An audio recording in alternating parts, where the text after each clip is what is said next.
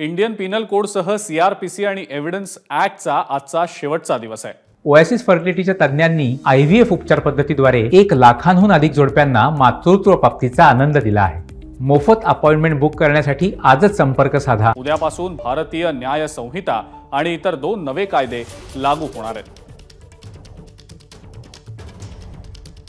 दरम्यान भारतीय न्याय संहितेमध्ये नवं काय असणार आहे आपण त्यावर देखील एक नजर टाकूया। आयपीसी मध्ये 23 प्रकरणं आणि 511 कलम होती। न्याय संहितेमध्ये 20 प्रकरणं आणि 358 कलम आहेत। 31 नव्या प्रकारच्या कलमांचा आता समावेश आहे। 19 कलम वगळण्यात आलेली आहेत। 6 प्रकारच्या गुन्ह्यांमध्ये शिक्षेच्या स्वरूपात सामाजिक सेवेची तरतूद आहे। तर 41 गुन्ह्यांच्या शिक्षेमध्ये आता वाढ करण्यात आलेली आहे। 82 गुन्ह्यांमधल्या दंडात्मक रकमेमध्ये वाढ करण्यात आलेली आहे। महिला आणि बालक यांच्या संदर्भातले गुन्हे असं नवं प्रकरण समाविष्ट करण्यात आलेलं आहे। दहशतवाद, झुंडबळी, संघटित गुन्हेगारी, वंश, जात वा सामाजिक शत्रुत्वातनं केल्या जाणाऱ्या गुन्ह्यांचा देखील समावेश यात करण्यात आलेला आहे। फौजदारी प्रक्रिया संहितेमध्ये 484 कलम होती। नव्या भारतीय नागरिक सुरक्षा संहितेमध्ये 47 कलम अधिक म्हणजे आता 531 कलम असणार आहेत। 2 नवीन प्रकरणांची भर पडल्यानं आता एकूण प्रकरणांची संख्या 39 इतकी झालेली आहे। गुन्हे तपासाला घालण्यात आलेली कालमर्यादा हे नव्या संहितेचं वैशिष्ट्य आहे।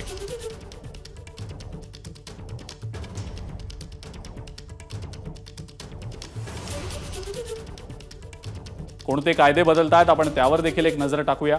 भारतीय दंड संहिता ऐवजी आता भारतीय न्याय संहिता असणार आहे। फौजदारी प्रक्रिया संहिता ऐवजी आता भारतीय नागरिक सुरक्षा संहिता असणार आहे। तर पुरावा कायदा ऐवजी भारतीय साक्ष अधिनियम हा कायदा असणार आहे।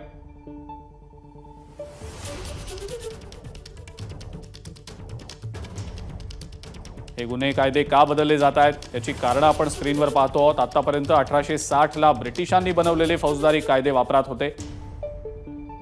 ब्रिटिशांचे कायदे हे वसाहतवादी पद्धतीचा पुरस्कार करणारे होते। कायद्यांचा उद्देश भारतीयांचा आवाज दाबणं आणि न्यायाऐवजी शिक्षेकडे त्याचा कल होता। प्राध्यापक डॉक्टर रणबीर सिंग यांच्या समितीनं 3 कायद्यांचं नामकरण केलेलं आहे।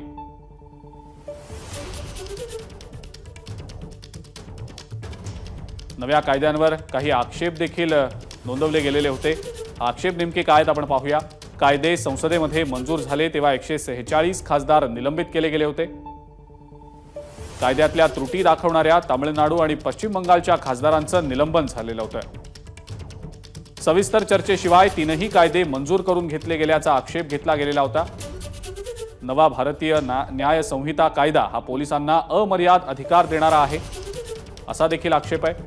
भारतीय नागरिक सुरक्षा संहितेमध्ये पोलिसांना आरोपीची 15 दिवसांची कोठडी मिळणार आहे। गुन्हा घडल्यानंतर पोलिसांना 40 ते 60 दिवसात कधीही आरोपीची कोठडी मागता येणार आहे। नव्या साक्ष अधिनियमामध्ये इलेक्ट्रॉनिक पुरावे मान्य आहेत पण त्यांच्या संरक्षणाविषयी कोणत्याही प्रकारच्या सूचनाच नाहीयेत। एबीपी माझा, उघडा डोळे बघा नीट।